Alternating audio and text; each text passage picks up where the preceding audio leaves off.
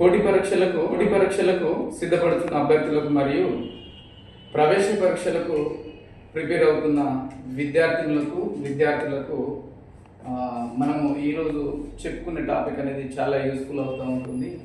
Topic ఏంటంటే ఎక్కాలి, tables ఈజీగా ఎలా నేర్చుకోవచ్చు అనేది ఒకసారి మనం ఇక్కడ డిస్కషన్ చేద్దాం.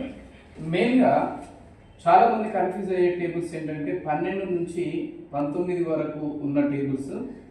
ఎవరైనా వాళ్ళ చిన్న నుంచి పెద్ద వరకు ఈ టేబుల్స్ క్లియర్గా వచ్చినట్లయితే కంపల్సరీ క్లియర్గా ఎలాంటి క్యాల్కులేషన్ పార్ట్ అయినా ఈజీగా చేయడానికి అవకాశం ఉంటుంది. కాబట్టి ఒకసారి చూద్దాం. ఇక్కడ జనరల్లీ టేబుల్ రాయడం వేరు, ఒక వాల్యూని అడిగిన వెంటనే ఇమీడియట్గా చెప్పడం వేరు. ఫర్ ఎగ్జాంపుల్, ఎవరైనా ఒకరు 19 4 సార్లు ఎంత అన్న వెంటనే ఆలోచించడానికి అవకాశం ఉంటుంది. అట్లా ఆలోచించకుండా డైరెక్ట్ మనం ఇమీడియట్గా ఎలా చేయాలంటే ఈ మొదట 2 అంకెల సంఖ్యలోని చివరి అంకెను మరియు దీని రెండింటిని ఒకసారి గుణిస్తే 9 4 సార్ 9 4 జా 36, ఓన్లీ 6 చివరి అంకెను మాత్రమే రాయండి. ఆ తర్వాత 3 + 4 76 ఈజ్ ఆన్సర్. అదేవిధంగా ఇంకే సంఖ్య అయినా, ఫర్ ఎగ్జాంపుల్ 8 టైమ్స్ 8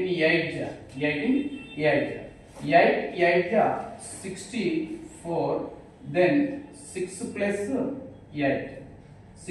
8 ఏమవుతా ఉంటుంది మనకు 14, 144.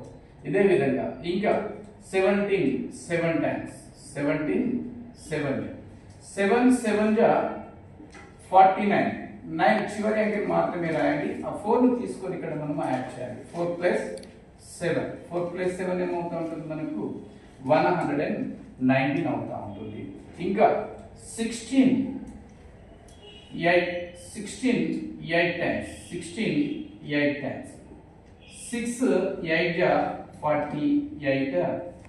4ని ఈ ఎన్ని టైమ్స్ అంటా ఉన్నామో ఆ నెంబర్కి ఒకసారి యాడ్ చేసినట్లయితే 4 + 8 మనకు 12 అనేది ఆన్సర్ అవుతూ ఉంటుంది. ఈ విధంగా మనము టేబుల్స్లో ఈజీగా క్యాల్కులేషన్ చేసుకోవడానికి యూజ్ అవుతూ ఉంటుంది. అంతేకాకుండా ఒకవేళ మనం కంపల్సరీ టేబుల్స్ అనేది వరుసగా రాయాలనుకున్నట్లయితే, ఏదైనా ఒక టేబుల్ వరుసగా రాయాలనుకున్నట్లయితే గుర్తుంచుకోండి, ఈజీ మెథడ్. చాలా వరకు ఇది నేర్చుకున్నట్లయితే మనకు 12 నుంచి 19 వరకు టేబుల్స్ని 10 టైమ్స్ వరకు ఈజీగా రాసుకోవడానికి అవకాశం ఉంటుంది. మనం చెప్పేది ప్రతిసారి 10 టైమ్స్ వరకు మాత్రమే యూజ్ అవుతూ ఉంటుంది. కాబట్టి గుర్తుంచుకోండి. ఒకసారి చూద్దాం. అన్నిటికంటే క్రిటికల్గా 19 టేబుల్ అనేది గరిష్టంగా పెద్ద నెంబర్ కాబట్టి